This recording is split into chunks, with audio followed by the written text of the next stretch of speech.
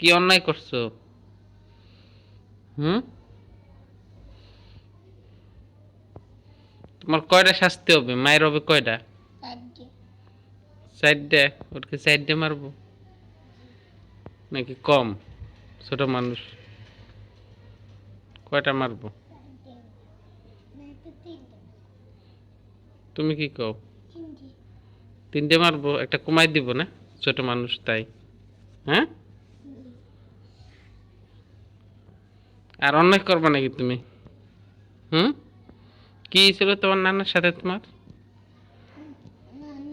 নানি নানার কাছে কইছে কি কান্দি কান্দি একদিন নানি কইছে নানি তুই যাস যাস নাই গো আমি মাদ্রাসায় পড়বো না, তুই না গেলে নানি নানাই প্রত্যেক দিন যাইতে একদিনও যাসনি, বেতনের কথাও শুনিস নি, এমনি কথা বলছিল জুরির সাথে খালি 32 সময় একটু কথা কইতাম আর কথা কও নাই।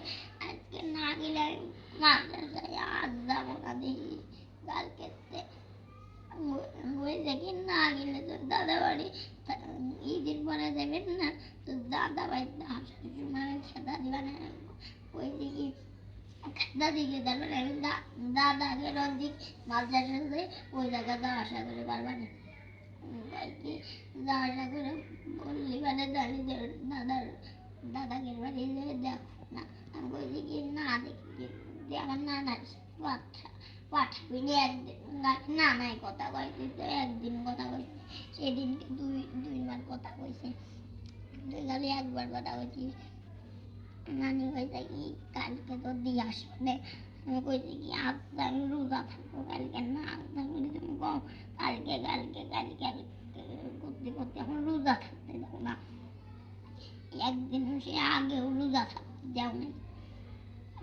কইছে কি তোর নানার কাছে যা তুই কালকে তো রোজা থাকছে না, আমি কইছি কি আপনার না থাকলে কলাম আমি মাদ্রাসায় পড়বো না, আমি দাদার কাছে পড়বো, কইছে কি আপনার টাকা দিবা না